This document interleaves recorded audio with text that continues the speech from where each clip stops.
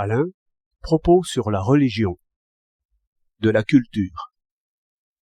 Jamais les humanités classiques n'ont fait comprendre, ni au maître, ni à l'élève, que l'humanité est une suite et un progrès.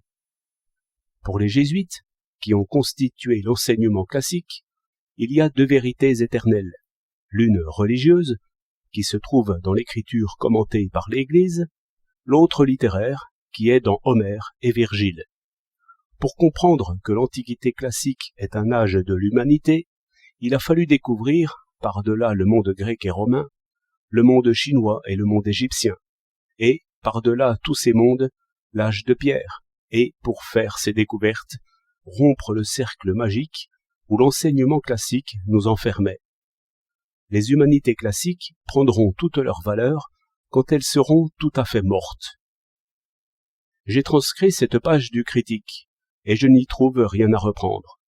Mais plutôt, saisissant à mon tour la massue, je voudrais dire que le christianisme lui-même, et aussi l'organisation catholique, ne prendront toute leur valeur que quand ils seront tout à fait morts. Comte est remarquable, parmi les penseurs modernes, principalement en ceci qu'il a jugé sans passion et humainement du progrès catholique. Et pourquoi ? Parce qu'il n'est nullement catholique.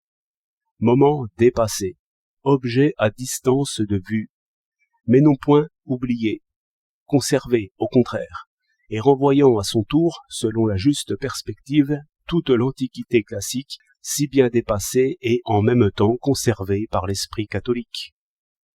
J'ai lu que saint Jérôme s'accusait de lire avec trop de plaisir les auteurs païens. Si saint Jérôme avait été indifférent, il n'aurait pas gardé en lui les trésors de l'Antiquité. Il se fût trop détaché de la vie véritable. Il faut un passé à la pensée de l'homme, et le passé n'est porté que par l'affection.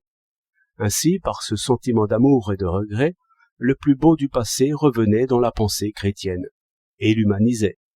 C'est un beau et juste mouvement qui ramène ainsi nos idées à l'enfance, et les mûrit de nouveau dans la moindre de nos méditations.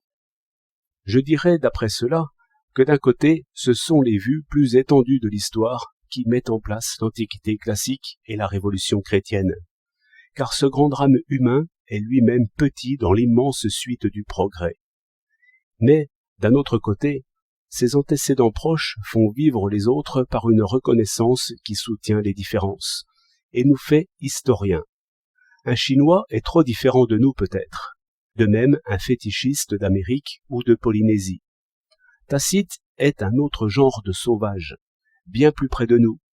Nous ne pouvons méconnaître notre frère, et c'est le beau d'abord qui nous en préserve, le beau, bien plus puissant que le vrai.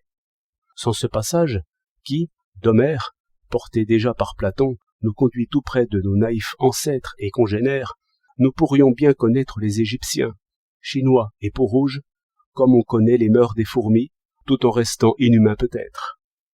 Je veux dire que nous ne saurions pas faire un seul grand peuple avec ces peuples. Or, reconnaître le semblable, c'est un choc de sentiments que rien ne peut remplacer dans la chaîne de nos pensées naturelles. On se forme alors à surmonter les différences, et ainsi la culture nous fait apôtres pour le monde entier. Je ne sais rien des jésuites que par ouï-dire. Peut-être eussent-ils été plus fanatiques encore sans ce fort préjugé, fondé sur le jugement esthétique, et qui les tirait hors du temps présent, par quoi ils formaient des esprits libres, bien contre leur intention. Car par la lecture des grands auteurs, ils éveillaient le jugement et rappelaient chaque homme à soi. Le règne de la raison est bien loin de délivrer autant. Gardons-nous, au rebours, de former des esprits esclaves, bien contre notre intention. 22 décembre 1921.